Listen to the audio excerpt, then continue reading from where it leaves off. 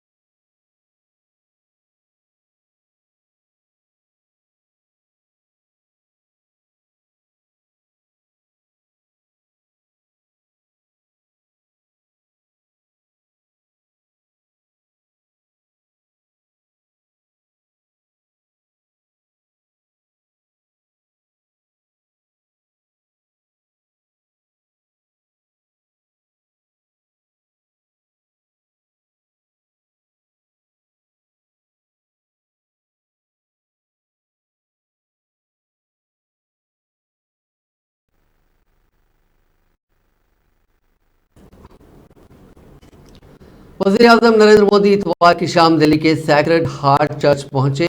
वहां चर्च के पादरी फ्रांसिस स्वामीनाथन ने पीएम का शाल पहनाकर इस्तकबाल किया। इसके बाद पीएम चर्च की कैंडल सेरेमनी में शामिल हुए।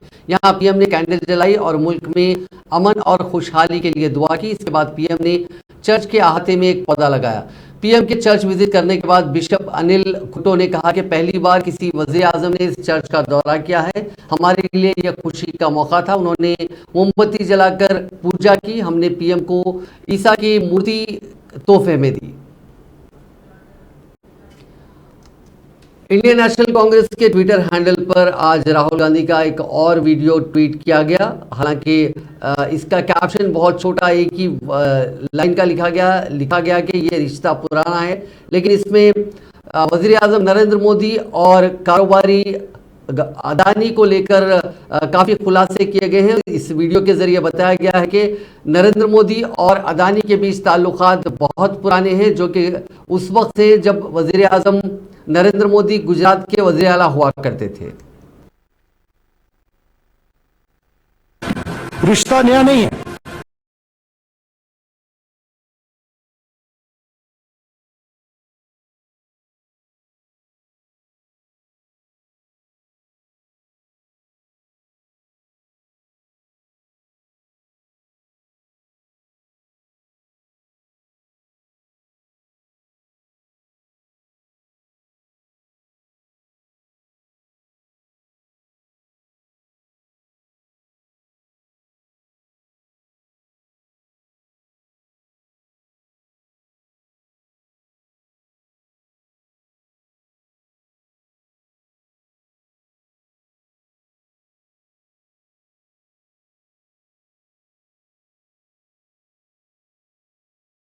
लगता है लोगों से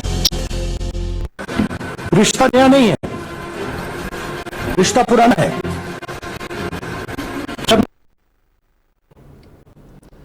कांग्रेस के कौमी तर्जुमान गौरव वल्लभ ने आज एक प्रेस कॉन्फ्रेंस करते हुए दावा किया है कि बीजेपी कर्नाटका मिल्क फेडरेशन को तबाह करने की कोशिश कर रही है। आज उन्होंने बताया कि कर्नाटका में करीब 1.25 करोड़ लोग इस कारोबार से जुड़े हैं, लेकिन रियासत में अमूल दूध को लाकर बीजेपी कर्नाटका मिल्क फेडरेशन को बर्बाद करने की कोशिश कर रही है। That why Modi ji and BJP wants to destroy the pride of every state, and the latest target in this is the state of Karnataka. We are posing a question that what is wrong with Karnataka Milk Federation brand Nandini? Why Modi ji is against? Why Amit Shah ji is against? Why the member of parliaments of state of Karnataka from BJP are against the Nandini? I am having Nandini in my hand. What is wrong in this? What is wrong in this? Modi ji, we are asking what is wrong in this? Can you let us know what is wrong in this? We are having a Nandini brand in front of us. What is wrong in this? You might be having a problem that this word is written in Kannada. Is this the problem, Modi ji? Is this the problem, Madam Shobha Karanje ji? Is this the problem, Amit Shah ji? What is the problem in this particular brand? That why Modi ji and BJP wants to destroy the pride of every state. And the latest target in this is the state of Karnataka. We are posing a question that what is wrong with Karnataka Milk Federation brand Nandini? Why Modi ji is against? Why Amit Shah ji is against? Why the member of parliaments of state of Karnataka from BJP are against the Nandini? I am having Nandini in my hand. What is wrong in this? What is wrong in this? Modi ji, we are asking what is wrong in this? Can you let us know what is wrong in this? We are having a Nandini brand in front of us. What is wrong in this? You might be having a problem that this word is written in Kannada. Is this the problem, Modi ji? Is this the problem, Madam Shobha Karanje ji? Is this the problem, Amit Shah ji? What is the problem in this particular brand? That why Modi ji and BJP wants to destroy.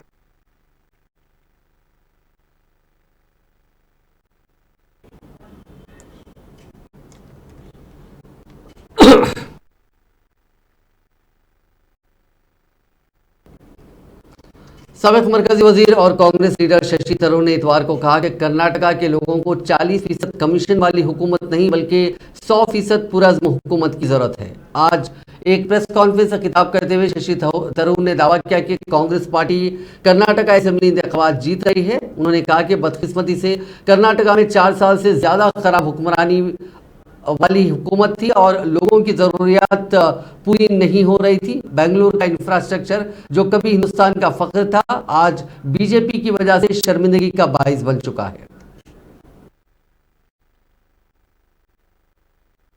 Our message is very simple. We have seen, unfortunately, over 4 years now of rather bad governance in the state of Karnataka. And when there is bad governance and there is nothing to see, the people inevitably wonder what they need the government for.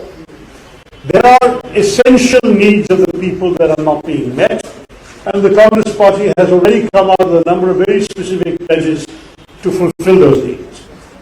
Whether it is ensuring that unemployed graduates and unemployed diploma holders should get some support from the state so they can live with self-respect while they search for jobs, whether it is giving honor to the Grihalaxmis, the homemakers of our states, so that they can again have some compensation for their unpaid labor to keep our society strong and together, whether it is pledging to improve the infrastructure of Bangalore, which used to be the pride of Karnataka and of India, but which is now becoming an embarrassment, with, as you know, the World Global Livability Index, which used to rank Bangalore as the most livable city in India, now ranks it as the least livable city of all the cities in the world that they rank.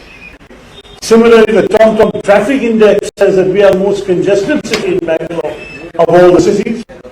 And Janagraha says that urban governance is worse than Bangalore. So you're looking at objective, non-political indices, and they're all showing a lack of seriousness when it comes to urban governance.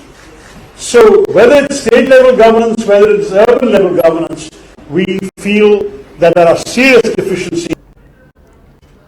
Congress की senior कायद अलका लांबा ने एक दिलचस्प tweet किया। उन्होंने लिखा कि डरे हुए लालची लोग ही आज अपने जाती फायदों के चलते तानाशाह इख्तिदार के गुण गा रहे हैं। मुल्क के लोगों की लड़ाई एक अकेले राहुल गांधी लड़ रहे हैं, पूंजीपति चोरों से भी और चोरों को बचाने वाले चौकीदार से भी।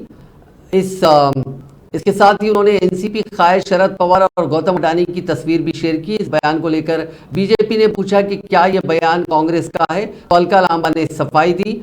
अडानी हिंडनबर्ग मामले की जांच के लिए अपोजिशन पार्टीज मरकजी हुकूमत से ज्वाइंट पार्लियामेंट्री कमेटी की लगातार मांग कर रही है। इसे लेकर पार्लियामेंट का बजट सेशन भी हंगामे की नजर हो गया। 2 दिन पहले एनसीपी चीफ शरद पवार ने एक चैनल को दिए इंटरव्यू में ऑपोजिशन की जेपीसी की मांग को गलत बताते हुए सुप्रीम कोर्ट की जांच कमेटी को कारगर बताया। शरद पवार ने कहा था कि जेपीसी की बात सभी ऑपोजिशन पार्टी ने कही, ये सच है, हमारी पार्टी भी इसमें शामिल है, ये भी सच है, लेकिन जेपीसी की तश्कील में 21 लोग होंगे और उनमें से 15 लोग रूलिंग पार्टी के होंगे, ऑपोजिशन के सिर्फ 5-6 लोग ही होंगे, तो वो क्या सच्चाई सामने लाएंगे, इससे क्या हासिल होगा।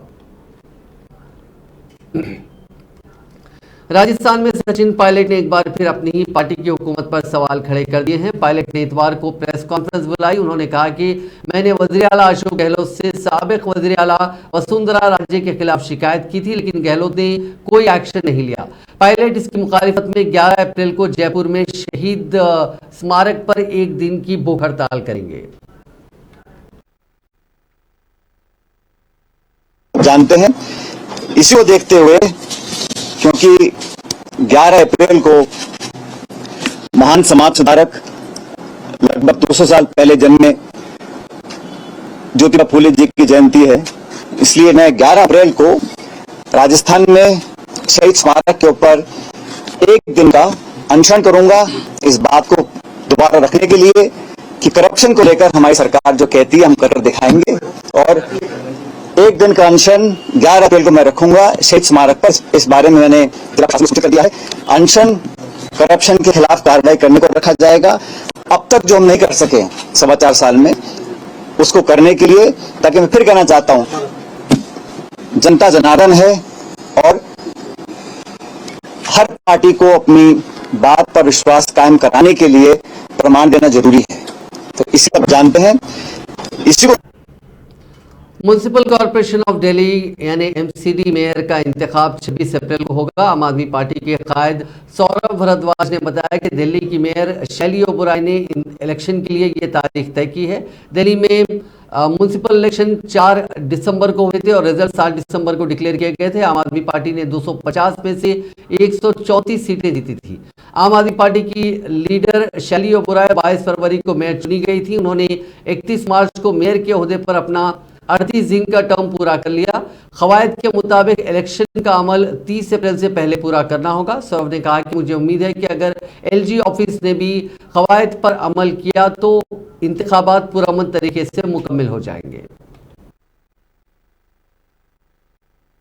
एलजी साहब को इस चीज से बचना चाहिए और हम ये आज भी नहीं करना चाहते थे, मगर क्योंकि एलजी साहब ने अब लोगों की डिग्रियों तक पे जो है ये कहना शुरू कर दिया कि डिग्री ही जरूरी नहीं है, तो हमें आके ये प्रेस कॉन्फ्रेंस कर रही है और मैं चाहूंगा एलजी साहब इसका जवाब दें और सोर्सेज से जवाब ना दें, खुद आके जवाब दें। सोर्सेज से कहलवाना तो बड़ा आसान होता है, किसी से भी कुछ भी कहलवा दो, वो सच है झूठ है कौन तय करेगा। एलजी साहब आए, कागजों के साथ बैठे, मैं कागजों के साथ उनके सामने सामने बैठने के लिए तैयार हूं। एलजी साहब ये साबित कर दें कि ये जो बजट की स्पीच मैं दे रहा हूं ये मैंने गलत दी है, ये जो बजट का एलोकेशन 2022 में मार्च में हुआ ये गलत हुआ है। एलजी साहब ये साबित कर दें जो काम एलजी साहब कर रहे हैं वो गलत है और एलजी साहब को काम संविधान ने दिए। एलजी साहब को संविधान ने दिया है कि दिल्ली पुलिस की देखरेख करना एलजी साहब का काम है। दिन दहाड़े एक वकील की हत्या हो जाती है, इसको बचाना एलजी साहब का काम है। नए साल की रात को एक लड़की को निर्वस्त्र 21 किलोमीटर तक घसीटा जाता है, इसको रोकना एलजी साहब का काम था। पुलिस के डीसीपी आके क्लीन चिट दे देते हैं अपराधियों को जिनके ऊपर आज अपराधी होने के लिए चार्जशीट दायर हुई है, ये रोकना एलजी साहब का काम था। दिल्ली में गैंगवॉर हो रही है, ये रोकना एलजी साहब का काम है। बुजुर्गों के घर में घुस के हत्याएं हो जा रही हैं, ये काम एलजी साहब का, लेना क्रेडिट एलजी साहब। अरे काम करिए आप, नाले पे घूमना काम नहीं है, थाने में घूमना काम है एलजी साहब का। दिल्ली के अंदर 350 थाने हैं, एलजी साहब रात को 11 बजे जाके तो देखें थानों के क्या हालात हैं। कोई बेचारी महिला अपनी रिपोर्ट लिखवाने आती है तो उसको क्या सामना करना पड़ता है, एलजी साहब जाएं थानों में देखें। डीडीए काम है एलजी साहब का। आज जो दिल्ली के अंदर लाखों करोड़ों लोग अनऑथराइज्ड कॉलोनी में रहने के लिए मजबूर हैं, उसका जिम्मेदार डीडीए है कि डीडीए ने समय रहते रेगुलराइज डेवलपमेंट दिल्ली में नहीं की, इसलिए इरेगुलर अनऑथराइज्ड डेवलपमेंट हुई। आज नॉन कंफर्मिंग जोन के अंदर जो दुकानें खुल रही हैं, जिनको कन्वर्जन चार्ज के नाम पे सील किया जा रहा है, वो डीडीए का कुकर्म है। डीडीए ने समय रहते local shopping centre, commercial shopping centres नहीं खोले, इसलिए आज दिल्ली के अंदर अनऑथराइज्ड रेजिडेंशियल एरिया के अंदर कमर्शियल काम होने शुरू हुए। ये डीडीए का काम था और आज एलजी साहब का काम है। मैं एलजी साहब से पूछना चाहता हूं, एलजी साहब इसके लिए क्या कर रहे हैं? एलजी साहब आप अपना काम कीजिए, हम अपना काम करें। आप कुछ अच्छा करें हम आपकी तारीफ करें, हम कुछ अच्छा करें आप हमारी तारीफ करें। एक दूसरे के काम का क्रेडिट छुड़ाने का जो काम है वो बहुत गलत है। आम आदमी पार्टी ने इतवार के रोज डिग्री दिखाओ कैंपेन शुरू की। दिल्ली की वजीर तालीम आतिशी ने एक प्रेस कॉन्फ्रेंस में कहा कि आज से हम एक कैंपेन की शुरुआत कर रहे हैं। उस कैंपेन का नाम है डिग्री दिखाओ कैंपेन। आज से हर रोज आम आदमी पार्टी के कायद अपनी डिग्री मुल्क को दिखाएंगे। शुरुआत मैं खुद कर रही हूँ। इसके बाद आतिशी ने प्रेस कॉन्फ्रेंस में अपनी 3 डिग्रियां दिखाई। अपनी डिग्री दिखाते हुए आतिशी ने कहा कि मैंने बीए दिल्ली यूनिवर्सिटी से की है, ये मेरी डीयू की डिग्री है। उसके बाद मैंने मास्टर्स ऑक्सफोर्ड से की है, ये उसकी ओरिजिनल डिग्री है। इसके बाद मैंने एक और मास्टर्स की है ऑक्सफोर्ड से, ये उसकी डिग्री है। मैंने अपनी तीनों डिग्रियां आपके जरिए से मुल्क के सामने रख दी हैं। इस कैंपेन के जरिए से मैं मुल्क के सभी कायदीन से अपील करना चाहती हूँ कि वो भी अपनी डिग्रियां दिखाएं। खास तौर पर उन्होंने बीजेपी से अपील की कि वो उनके कायदीन के पास अगर डिग्रियां हैं तो वो जरूर दिखाएं। उन्होंने कहा कि जिन आईआईटीज के नाम पर हिंदुस्तानी बच्चे दुनिया की बड़ी बड़ी कंपनीज में सीईओ बने हुए हैं, जिनके ब्रांड ने मुल्क का नाम रोशन किया, उन आईआईटीज पर एलजी यानी लेफ्टिनेंट गवर्नर सवाल उठा रहे हैं। जिनके कायद के पास डिग्री नहीं, उनके पास कोई और चारा नहीं है। एलजी सक्सेना को भी अपनी डिग्री दिखानी चाहिए। डिग्री को एक बताया रसीद रसीद है ये, पेमेंट रसीद कहाँ है उन्होंने दी? देखिए, मुझे इस बात को लेकर दुख है कि जो आईआईटीज ना सिर्फ पूरे देश में बल्कि पूरी दुनिया में एक ब्रांड है, जहां के नाम पर दुनिया की सबसे बड़ी बड़ी कंपनियां उस ब्रांड को देखकर रिक्रूट करती हैं, जिस ब्रांड के आधार पर आज दुनिया की बड़ी बड़ी कंपनियों के भारतीय लोग सीईओ बने हुए हैं, आज उस आईआईटी पर ही हमारे उपराज्यपाल महोदय सवाल उठा रहे हैं। देखिए, समस्या क्या है कि जिनको अपनी डिग्रियां छुपानी है उनको औरों की डिग्रियों पे तो सवाल उठाने ही पड़ेंगे। मैं तो उपराज्यपाल महोदय से भी आग्रह करूंगी, वो भी हमारी डिग्री दिखाओ कैंपेन का हिस्सा बने, वो भी अपनी डिग्री दिखाएं और वो आग्रह करें भारतीय जनता पार्टी के भी और नेताओं से कि वो भी अपनी डिग्री दिखाएं। पूरे देश को, पूरी दिल्ली को, सब लोगों को पता तो चले कि आखिरकार जो लोग दिल्ली के लिए, जो लोग देश के लिए निर्णय ले रहे हैं, आखिर उसमें कौन कितना पढ़ा लिखा है। बिल्कुल, कैंपेन रेगुलर चलेगा। रोज आम आदमी पार्टी के एक एक नेता अपनी डिग्री देश के सामने रखेंगे। अच्छा, ये पंजाब तक ही जाएगा क्या? पंजाब में जो मंत्री हैं वो भी सब दिखाएंगे? बिल्कुल, धीरे धीरे करके आम आदमी पार्टी के सभी नेता अपनी डिग्रियां देश के सामने रखेंगे और साथ ही हम आग्रह करेंगे रोज भारतीय जनता पार्टी से भी कि उनके वरिष्ठ नेता भी अपनी डिग्रियां जरूर दिखाएं। उन्होंने डिग्री को एक बताया रसीद है ये।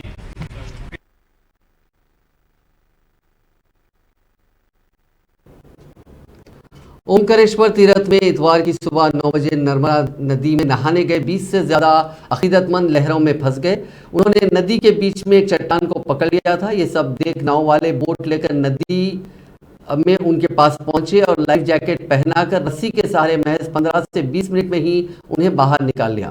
बांध पर बनी ओमकारेश्वर स्कीम के 4 टरबाइन चल रहे थे। इन्हीं टरबाइन से इतवार की सुबह नर्मदा में एक घंटे के वक्फे से पानी छोड़ा जाना था। इसके लिए डैम के इंतजामिया ने पानी छोड़ने से पहले सायरन बजाकर लोगों को नदी में ना उतरने के लिए कहा। इसके बावजूद 20 से ज़्यादा अकीदतमंद नदी में नहाने के लिए उतर गए। लोग आवाज़ देकर उन्हें रोकते रहे लेकिन वो नहीं माने। नहाते नहाते वो नदी में आगे बढ़ गए। अचानक नदी में पानी बढ़ने लगा। इससे वो घबरा गए और मदद के लिए चिल्लाने लगे। नदी में फंसे लोगों ने अलग अलग चट्टानें पकड़ ली थी। उनकी चीख पुकार सुनकर नदी किनारे खड़े नाव चलाने वाले अपनी बोट लेकर नदी में पहुंचे। तेज धार में वो नदी में कूदे और रस्सियों के सहारे उन्हें बोट पर चढ़ाकर लाइफ जैकेटें पहनाई और 4-4 का ग्रुप बनाकर उन्हें बाहर निकाल लिया।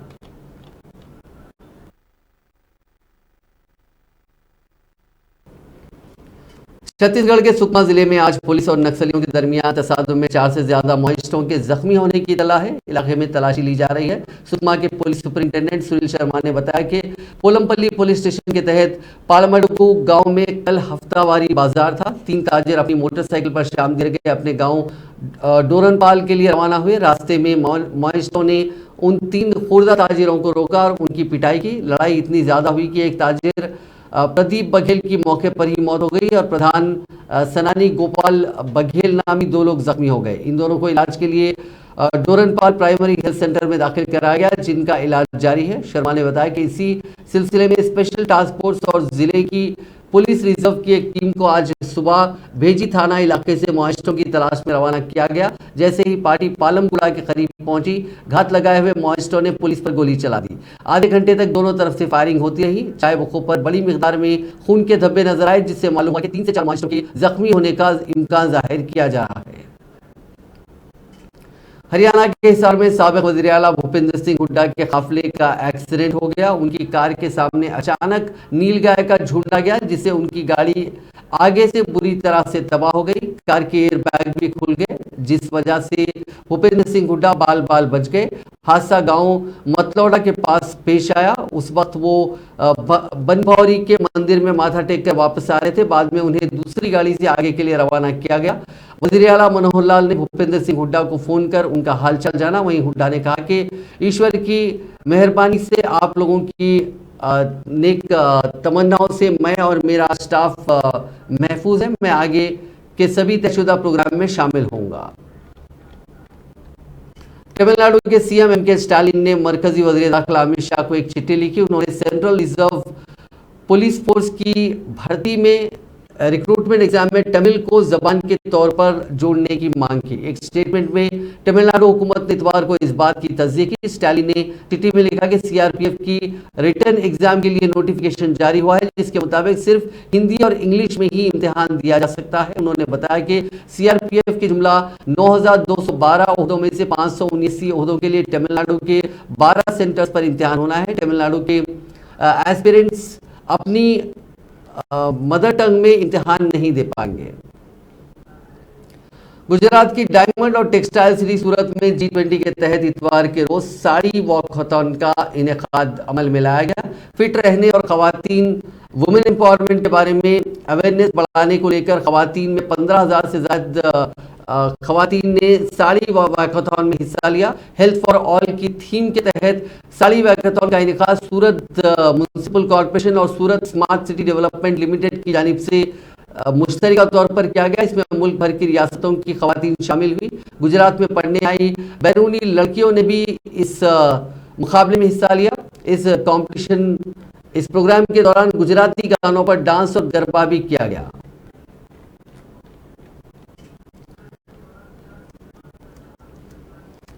मरकजी हुकूमत ने जम्मू कश्मीर में G20 के इजलास मुनक्किद कराने का फैसला किया है। G20 प्लान के मुताबिक श्रीनगर में 22 और 23 मई को टूरिज्म पर वर्किंग ग्रुप की मीटिंग होगी। पहली बार जम्मू कश्मीर में G20 की मीटिंग होगी। आर्टिकल 370 हटने के बाद यहां पहली इंटरनेशनल समिट भी होगी। G20 की यूथ 20 और सिविल 20 मीटिंग्स के लिए चुने गए मुल्कों के 15 इंस्टीट्यूशंस में से कश्मीर यूनिवर्सिटी भी एक है।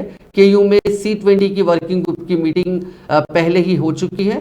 रिपोर्ट के मुताबिक इस मीटिंग का मुद्दा जेंडर इक्वालिटी और डिसेबिलिटी था। C20 G20 का ऑफिशियल एंगेजमेंट ग्रुप है जो सिविल सोसाइटी, NGO और सरकारी तंजीमों के चुने हुए मुद्दों पर बहस के लिए प्लेटफॉर्म देता है।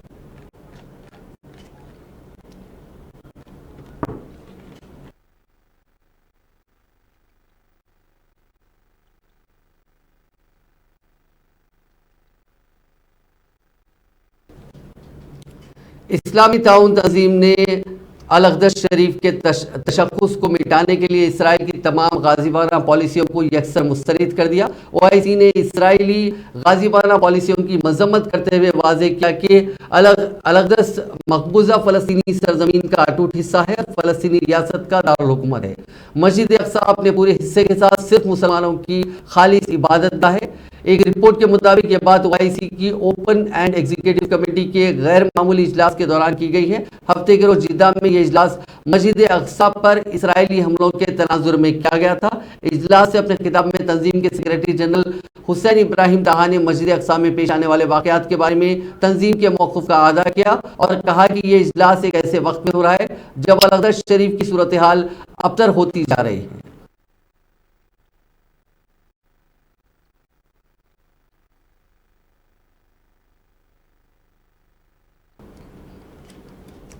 जंग के दौरान यूक्रेन से अगवा या डिपोर्ट कर रूस ले जाए गए कई बच्चे हफ्ते के रोज अपने खानदान के पास लौट गए। एक लंबे ऑपरेशन के बाद यूक्रेन में 31 बच्चे अपने माँ बाप के पास पहुंचे। इन बच्चों को जंग के बीच रूस के कब्जे वाले क्रीमिया में डिपोर्ट कर दिया गया था। कीव पहुंचते ही माओ ने अपने बच्चों को गले से लगा लिया। 4 मुल्कों का सफर करके यूक्रेन पहुंचे इन बच्चों को बचाने के पीछे NGO ग्रुप सेफ यूक्रेन का हाथ है। पिछले 1 साल में वो ऐसे 95 बच्चों को रेस्क्यू कर चुका है। महीनों बाद अपने घर लौटे बच्चे अपने माँ बाप से मिलते ही रोने लगे। इस दौरान अफराद खानदान की आंखों में भी आंसू थे। नाज़रीन, आज की खास बात में बस इतना ही। आपसे कल मुलाकात होगी नई खबरों के साथ। आप देखते रहिए INN चैनल।